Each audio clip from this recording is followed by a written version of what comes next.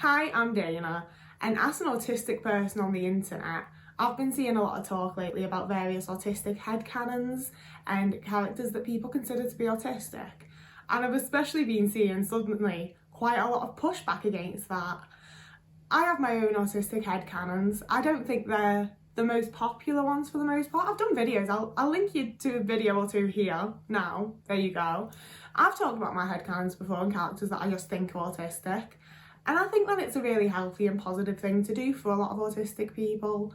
So I wanted to make sort of a direct response to the shit that's being said about it. So from what I've seen, it's mostly Eddie from Stranger Things and Wednesday from Wednesday that's really brought up the talk of like neurodivergent characters and especially autistic characters. And people are getting mad about it. I've seen a lot of like specifically not that many people are autistic, not everyone has to be autistic, stop trying to insert yourself, all that kind of stuff. Just generally shitting on people for enjoying a character. And I mean, purely from an art point of view, like, I know that it's kind of bold to call the Netflix original art, but talking purely from an art point of view, the point of a character is that, you know, you're given the character and you get to put your own spin on it. Like, the whole point of art is that it's in the eye of the beholder and it means what it means to you and the like. So if a character is autistic to you and you feel good about it, then I don't see why it's anyone else's problem or issue in the first place, you feel me? However, I'm not an art channel, thankfully. I'm an autistic channel, apparently. So I'm going to be going at it from an autistic point of view, and I've got a few points. Because I think, like I said, I think that autistic headcanons are really helpful and healthy and nice and validating for a lot of autistic people. And I want to go into why. So first of all, I think the biggest reason is that a lot of these writers, a lot of the representation that we're being given and whatever, is bad.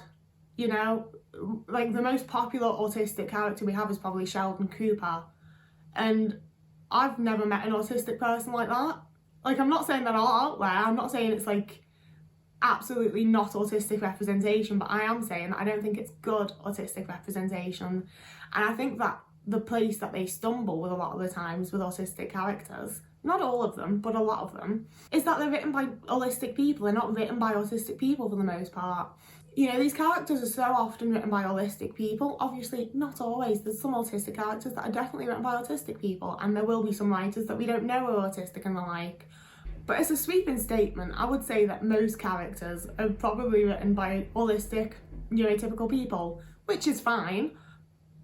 I mean, it's literally not. But you know, like, I get that that's how it is, essentially. However, the issue with that is that they're really relying on stereotypes. They're really relying on what you can learn about being autistic and not how it is to be autistic, you know.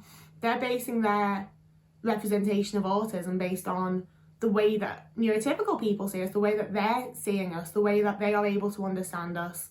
And that might work for other neurotypicals to be able to look at the character and be like, that's an autistic character. But I think a lot of the time it really misses the things that actually make being autistic a thing, you know? I'm incredibly eloquent and explaining my point real well, I know, but it just so often feels like the characters are missing something for me. I'm like, this is exactly how I would like have described an autistic person before I knew I was autistic, before I knew how autism can actually represent, before I knew how diverse the autistic community is. It's a very bland stereotype, you know, and sure, it means that there's going to be some people out there that relate to it. You can release any sort of autistic content and there will be some autistic person that relates to it because the community really is that diverse. But I think for the majority of us and for like the public's general understanding of what it is to be autistic, it's usually really, really lacking. Which brings me around specifically to Eddie and Wednesday, which are like the autistic / neurodivergent characters that are currently being spoken about the most. Because these are both characters that haven't been written to be autistic. These are characters that are written to be outside of social norms. They're written to not care about what people think of them. They're a little bit quirky, they're a little bit weird, they do their own thing and it might not necessarily be what everyone else does and they don't really give a shit about that. And, you know, they're essentially autistic traits. That's how a lot of people would have described me in high school. You know, for a lot of autistic people, our autistic traits aren't necessarily the things that you might expect, or at least the ones that I most feel make me an autistic person might not be the ones that you most expect. But you know, like the things that other people might notice as like autistic traits in me aren't necessarily the ones that I have most noticed in myself and I'm most aware of. And 9 times out of 10, if you give me like the town freak, the weird character, the weird girl in the school, you know, those characters, they're the characters that I can actually relate to and see myself in. And I think that those are the representations of how it is to be autistic that most fit. And that brings me to my next point. I actually have like segues and I feel like I'm really making a video today. But I think that by having these characters specifically be weird, by having them be the freaks, I feel like that makes it extra relatable for people like me that are late diagnosed or people who are currently undiagnosed, because there's no thing of being autistic. You know, by having these characters where it's not said that they're autistic, it's not like an outspoken part of them, it's not mentioned in the show or the movie or whatever, having these like sort of ambiguously autistic characters, I think I butchered that word again, I'm sorry. I mostly read things, but yeah, having that sort of ambiguity between like, are they autistic, are they not autistic, are they just weird, are they just that? I feel like that really adds a lot to a character for me. Like that's what makes me go, oh, I see the autism here and I like it and I relate to it. Like the reality for a lot of us is that we do go undiagnosed, if not forever, for a very, very long time. Acceptance of autism is still a relatively new thing, and especially for women and AFAB people, like we are sort of just left out here floating a lot of the time. You know, some of the characters that I've later been like, oh, I think they're autistic, they're an autistic headcanon for me. The majority of them I found in like the years before I knew that I was autistic, before I was even questioning if I might be autistic, because I already saw so many of like the traits of my personality and who I am in them. And another segue, from having these characters where being autistic isn't like the core of them and it's not a thing, you know, having those characters I think leaves us with extra healthy autistic role models, because I don't want to have to like deal with being autistic all the time, you know? Like I know that I am autistic all the time, but as I said, I don't feel like it's a main part of my personality. I don't feel like it's who I am, it's just part of what I am as a person, you know? And all too often when we're given autistic characters, they're number one normally young and male, but their stories and their lives often centre around the fact that they're autistic. You know, it's such a huge part of who they are, and having these characters that don't mention it, I feel represents a much healthier role model for autistic people. You know, because so many of us, I think, this is controversial shit, I think that a lot of autistic people get caught in, no, I can't do that because I'm autistic. And, you know, like 8 times out of 10, probably, yeah, fair enough, you should accommodate to yourself and make yourself more comfortable.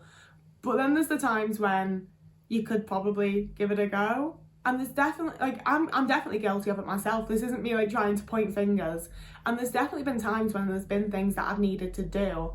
And the way that I've gotten myself to actually do them and not use some sort of excuse, not use it as an accommodation, not, you know, not do it. The way that I've gotten around that is be like, Alex Stray could do it. You know, outside of just like, what would the doctor do? That means I can do it. It also just sort of gives me faith that I can do things and move through the world being recognised as a person based on what I do and how I am, and not the fact that I'm autistic. You know, I think it just gives us role models that are considered normal people despite being autistic, because we are normal people. Like, you know, that's one of the things that I've struggled a lot with, and I don't really like the term normal anyway. But I am very like, we're all normal people because we're people, and just like the way that people are is the normal way of being, like it, whatever. But we're often not treated as a demographic like we're normal people. Why are the people just stood outside my house? There's a window cleaner. I've just seen his little sponge and I really hope you don't think I'm fucking paying for him to wash my windows. I'm moving in like 2 weeks tops. I'm not paying for these windows to be washed. That made me completely lose track of what I was saying, but yeah, I think it's really good to have healthy role models that feel autistic without necessarily being outspokenly autistic, to show that we're able to just exist and venture about in the world and be the people that we are without it being a whole thing, you know? And I think overall, it just offers me a lot of comfort. Like, as an autistic person who has autistic headcanons, ignoring like the popular ones of Eddie and Wednesday, like there's a bunch of characters that I've just decided are autistic, because the fact of the matter is, lots and lots of people are autistic. And that's what makes me laugh with like one of the arguments being like, not this many people are autistic. I think they are. Like, as someone who's recently found a group of friends that are like pretty much all neurodiverse in some way or another, like, I think a lot of people are neurodivergent if not autistic, you know? Like, there's a lot of us out here. I don't think it's in any way like oversaturation or wishful thinking to think that like one character in every show you watch could be autistic, because I feel like, honestly, if you're in a room with like 30 people, chances are at least one of them's autistic. Like, at least, in my opinion. Which means if you're watching a TV show, you know, most casts have like a good amount of people. At least one of them's gonna be autistic. Like, fight me. Don't actually fight me, please. I think it makes sense. I think it's very comforting. And I don't see how it's harming anyone, so I don't see why you have to be, not you specifically, but why people that I've seen being shitty online have to be shitty about someone finding a bit of comfort in a character. I don't normally offer advice in videos, but at the end of this one here, I am going to offer some advice, which is, if you don't like something, just scroll past it. It's as simple as that. Like, we all spend all fucking day scrolling anyway. If you don't like something, just scroll a bit faster and ignore it, okay? So they're my thoughts on autistic headcanons. I am gonna do another it's gonna be another autistic headcanons video at this point, but I really love having my autistic headcanons. And as a little sneak preview to get you excited, I'm going to be including Starbuck, Cara Thrace from Battlestar Galactica, and Chloe Decker from Lucifer. They're autistic as fuck and no one can convince me otherwise. And I can't wait to talk about it in more detail, to be honest with you. I'm going to make a Battlestar Galactica video. I really fucking love Battlestar Galactica. They could not pay me any money to think that frack is cool though. I wish they hadn't done that. That's like my one downside. Anyway, my Ko-fi will be linked down below if you would like to donate me a coffee. My Amazon wish list is down below if you'd like to try and have a part in buying something for my new bedroom, but I don't actually know if it's working. One person bought me a gift and it was very lovely of you and I appreciate it a lot. I saw you say like you're welcome essentially. I was gonna comment to reply back and say thank you, but then I didn't, and I should get back round to that, so you should get a reply from me soon. But other than that, I don't know if it actually works. Like, if no one's buying me anything, that's fine, but I don't know if you actually are able to if you wanted to, I won't lie. So it might be completely useless. But it's down there, along with links to all of my social medias. So whoever you are, wherever you are, I hope you're having a lovely morning, evening, day, afternoon, week, month, year. Enjoy the fucking autistic headcanons that you enjoy. And I'll see you again in a couple of days.